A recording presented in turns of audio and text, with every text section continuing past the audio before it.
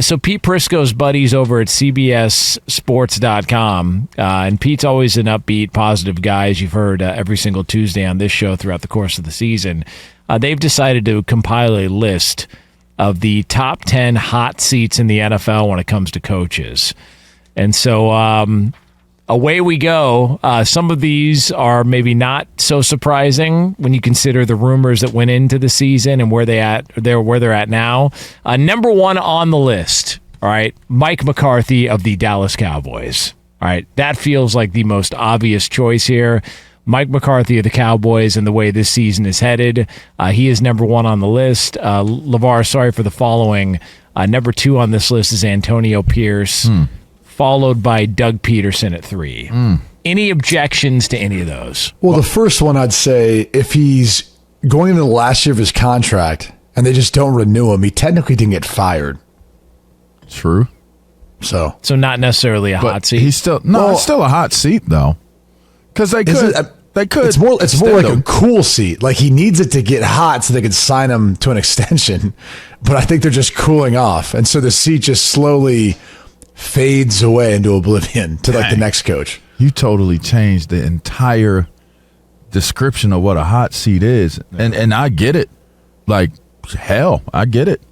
He is. I mean, if he's not renewed, then he doesn't have a seat to sit on. All right, right. Antonio Pierce. At 2. Yeah, I'm sure that's what you I mean, listen, I don't believe in unfair and fair in some cases. And in the pro ranks, there is no such thing as fair and unfair. There's only results. And so some people have more opportunities to gain and garner the ability to get results, some don't. And that's the reality that exists at that, stage, that level of this sport. So to me, of course he's on the hot seat because the team doesn't look like they're competitive enough to be competitive. Can I give you guys a conspiracy theory? All right. Do we have Robert Stack? That's connected to the Las Vegas Raiders. Yes. Okay. All right. So here's my conspiracy theory. I don't believe that Antonio Pierce should be out after this year. I think he deserves a chance. Oh, wow. But that's a big conspiracy. Oh, here's the but. I think backhanded compliments are always the worst setup for what you're going to say I think next. There's a good chance that Antonio Pierce is coaching his final season for the Raiders, and here's why. Tom Brady is taking over and is going to have input and say into personnel decisions. And if you go back to Tom Brady's career, what is the most devastating loss of his career? Perfect season ruined by the Giants in the Super Bowl. Yeah. And who was a member of that Giants Well, he was the captain of that team. Antonio Pierce. Yeah, he was the captain. Tom Brady's going to get his revenge all these years later, and he's going to make the decision to move on from Antonio Pierce in Vegas. And it's got everything to do with that perfect season. All right, so I know I threw this out there in the past. And this actually is going to be really, really fascinating to see what happens after the season.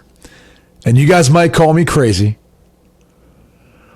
There could be 2 spots open that could pry Coach Prime away from Colorado.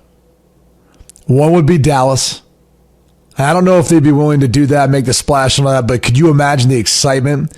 If you talk about the business side of things, bringing Prime back to Dallas, if McCarthy isn't renewed, could you imagine the hype around that? That's one. But the other is Las Vegas. Oh, yeah. And it's no secret, Shedeur has been tweeting out after every single Raiders loss in the hopes that he, I think, gets drafted there. So I'm kind of connecting the dots, but it seems like there's an interest in him going there. I do think it'd be a good spot for him. I do think he'll be taken probably number 1 overall as a top quarterback.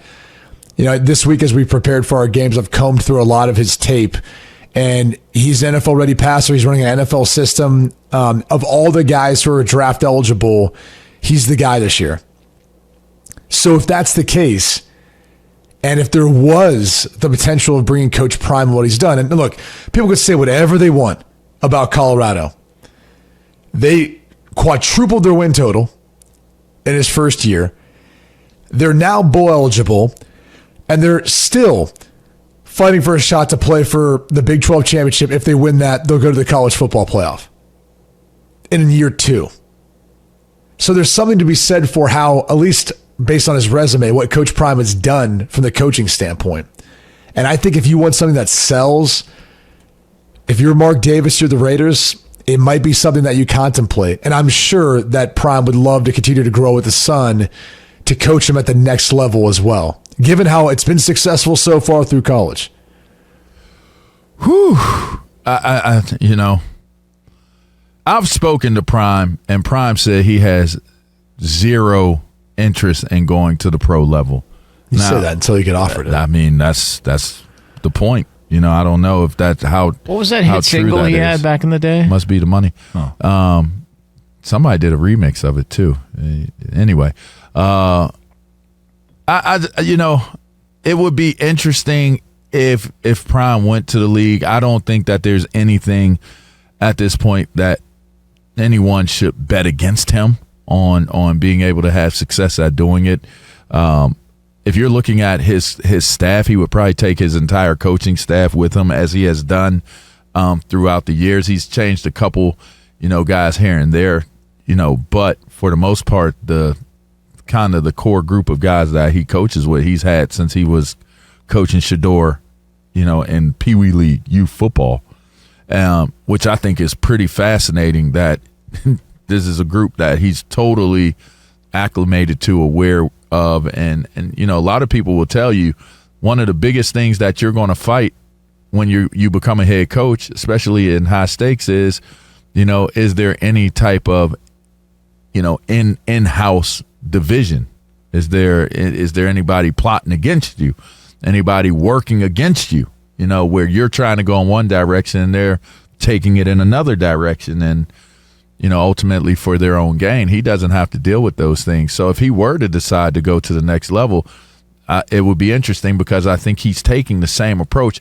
There are very few people that can take an approach to being a coach and be the type of figure of leadership and of respect and admiration to the pro level that Deion Sanders would take. There would actually be grown-ass men. There would not be one man that is too grown to actually look at Deion Sanders and be like, man, that's Prime. I can't believe I'm playing for Prime. I bet you pretty much every person on that roster and on that team would recognize it that way. So I think it would be a unique deal. Back to the original point of it, though, to be at the expense of a quality guy like Antonio Pierce, and not just because that's one of my closest friends, but just to understand the circumstances of which he's faced with. Like I said, I don't get into fair or unfair in the league, but I just, I don't think that it would be right to move on from him based off of, the given circumstances he has for this season. Yeah, I did have a buddy tell me, he's like, hey, man, this is like advice in the league. He's like, you can't look for fairness in the NFL or in life. He's like, fair is what you pay to get on the bus. You're just along for the ride. And I was like, I've always thought of that. I always thought that was great advice. But the interesting thing about Antonio Pierce is he got the job because the job he did last year with that team. And this year, I think we all kind of... We looked at the roster and said there's not high expectations because of the quarterback position, and that's been their biggest Achilles heel. So I don't know how you can fire the guy if you're the front office and you did nothing to provide him with, at the most important position, someone you felt like could help you win football games, and you play in a division with the best quarterback in football. You got to see him twice a year. And on top of that, you can play in the division with another team that's got a stud in the LA Chargers, and another team that drafted a rookie quarterback who's done well this year in Bo Nix instead of you. Like it's just, I look at it and say, how can you put the blame on the coach when you know this roster is nowhere near where it needs to be? And so it's a small sample size, but if you go back to last year, like this team finished second in the AFC West. They were 5-4 when Antonio Pierce took over. They had momentum. There's a reason why they hired him in the first place. I think the biggest mistake owners make is when they rip out the rug from underneath coaches because they get some adversity. And sometimes it comes through injuries. A bunch of guys go on IR. Other times it's because the roster's not quite where it needs to be. Maybe there's a disconnect. Maybe they need to make some changes on their coaching staff, which he's done. I just think it'd be way too soon. And I will go ahead and make that statement for a lot of the head coaches who are first-year head coaches. Like, sure. if you're David Tepper and you move on from Dave Canales. Oh, God. Like, what are you doing? Like, what's the point? Just sell the franchise at that point. And there's other, like Gerard Mayo, like, he's on this list. Why? They just hired him this year. Those two I didn't understand. I don't ever get it. I think if you're an owner, you could only look in the mirror and say, yeah, this is on you. Like, you hired these guys, and if halfway through the season you're already disgruntled with them, that's on you. You were part of that hiring process. So, I mean, look, I think if I was to look at this list based on the candidates that are there, I would say Doug Peterson belongs on it. Right. Obviously, Brian Dable in New York, which I think they're going to be patient with it, so I'm not even sure that's the situation for the reasons I just laid out with Antonio Pierce. Even though Brian Dable's been there longer, I think they know they weren't able to address the quarterback position, and that's something they're going to have to address in the offseason. And then I think you look at a guy like Nick Sirianni, and that's only because, it's not because of his track record. Yeah. It's only because the level of expectations in Philly, where if they don't win to a certain amount, it's like, well, dude, we feel like we can find someone else to come in here and do that. So I would say those three next to McCarthy make the most sense as far as the hot seat, or I guess in McCarthy's case, I mean, if it's not getting fired, he's just not getting renewed. It kind of feels a little bit more like a cold seat than a hot seat. Let's reorder them. Who's number one? Who's your number one? I think it's McCarthy. Again, not hot, but cold, but whatever. I mean, a no seat. His hot seat isn't a hot seat. He's in musical chairs. Number He's one because he's a no seat. Okay, I'll agree with Mike McCarthy being number one. I got Doug Peterson one. I would say he's two. See, I got Nick Sirianni two. Okay. I have Nick Sirianni too because I think out of all these teams, he does have the highest of expectations. So if he comes up short, I think that the kind of the off field or the emotional outbursts or type of things that he does extracurricular from just coaching, I think become more of a focal point of keeping him around because it's an irritant to a lot of people. You can tolerate certain things when you're winning, but when you come up short, I think that those things become more of a deterrent to want to deal with somebody. So I would put Sirianni at 2. And so if I'm going to 3, I would say Doug Peterson is right where he's supposed to be on this one. I think he's at 3 on this list. I think it's Eberflus in Chicago. Dang. Because Philly's got a playoff roster. That's a team that's going to the playoffs, and if they win a game, they win 2 games in the postseason. I just don't know that Howie Roseman still pulls the trigger and moves on. You know what's interesting about that? You know who I think my number 4 is? Mike McDaniel. Okay, that one I don't think deserves to be on the list at all. I think he's a number 4. His quarterback got his head caved in. But as a coach, you have to be prepared for the unexpected.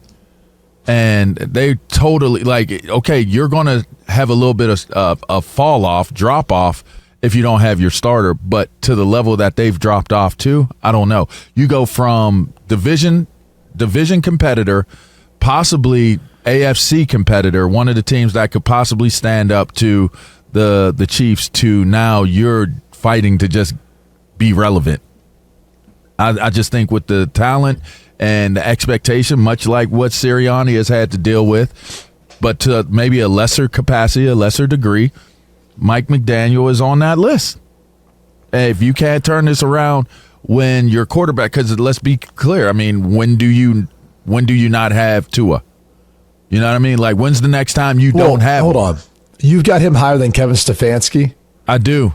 I have him higher than Kevin Stefanski just for the simple fact that I think I'm of the thought process that behind closed doors, the people that make the decisions have to accept the fact that they effed it up bad. And I think that that's the only thing that works in Stefanski's favor, is that he was, again, willing to fall on the sword for the people who are really to blame and that are culpable for what took place at the quarterback's position. And it wasn't him. I guess if you've got a golden parachute, it works out well, right? Like, if you're like, yeah, I'll fall on the sword for you guys. Go ahead and, pay me whatever the rest I'm supposed to make, and As long as there's not any offsets, I can go coach somewhere else. Something else. It's a win-win for Stefanski. Yeah. And in reality, if he loses his job, it's based upon that. That to me makes him more likely to be able to be higher on the hot seat chart. Because if you look at McDaniels, like they got in the playoffs the last 2 years, he's got a winning record as the head coach there. I think we'd all agree the roster's not deep enough or close enough to being able to surpass Buffalo, and that's ultimately who's won it the past 2 years. And then this year, I mean, it's an entirely different team in offense without Tua. Yeah, I don't disagree with that. I think he gets the benefit of the doubt. I wouldn't even put him on the list, but I think he gets the benefit of the doubt with what he's done and what's occurred this season. I think the real question becomes, the answer to that backup quarterback question is, like, was that addressed well enough with the front office? Did Chris Greer look at Tua's injury history and say to Stephen Ross, their owner, we need to pay for a good backup? Like, we need to pay for someone who can be here in case Tua gets injured. He's got a long injury history, or if he has something happen where he's not going to be able to play again. And that's got to be I just feel like an honest conversation. I feel like if that's the foundational reasons for him to not be on the list, then how is Antonio Pierce number 2 on the list? Because his situation is way more jacked up than the Dolphins. So how is he being judged based off of decisions that are out of his hands? I always think that's the case, and I guess I never got to this in asking you guys. Like, the interim head coach then takes over as head coach. It always feels like it's the organization stuck with that decision instead of like having a true hiring process and going through that to find that next head coach. And I feel like it never works out. I think also part of the reason why AP got the shot, the players wanted him, obviously. One of them, Devontae Adams, isn't there anymore. But they made a mistake when they moved on from Rich Bisaccia. Because Bisaccia actually took them to the playoffs, like after he took over for Gruden, and they moved on from him. And those players loved him. And he did a great job for that team, like kind of rebounding after that mess with Gruden and all the stuff that came out. And then they went to Josh McDaniels. Who was his quarterback, though? Derek Carr. Okay. You know what I mean? Like, the bottom line here is that if you're looking at where this team is, you did not give him a fair opportunity, no matter who the coach is, interim, new coach. That person was not put in a position where they could have success. I agree. I think people are way too quick to move on from coaches, quarterbacks. I think they deserve more an opportunity, but I just think if you're going to be that aggressive on judging a coach and defining his career with a decision that's aggressive, then the least you could do would be aggressive and the players that you're going to totally give him to you to be able to make that aggressive decision on his future as the coach. Totally agree. I don't need to put a name on it. I just think that should be the idea of it. You're Jerry Jones and you said this is an all-in season for Mike McCarthy. Well, how is it all in when you haven't really addressed your offensive line issue? How is it all in if you haven't addressed your receivers position? You got one receiver. You got one. How is it all in when all of your money is going to literally 2 players and the rest of them are not? How are you all in? But yet you'll look at Mike McCarthy and you'll say, Mike McCarthy, you came up short. We got to roll out and we got to get a different coach. And we're expecting the next coach to get different results, but you're doing things the same exact way. How is he on the hot seat when that's your approach? I just think that if it's a look in the mirror type of situation, it's a different way of approaching who's on the hot seat and who's not. But again, fair is for the bus, and you're just on there for the ride. And if you're just on there for the ride, then you can't sit there and look at these teams and wonder why they never really have a large measure of success from season to season, because you're seeing exactly why they don't have it. There's no reason to be confused about it. It just is what it is.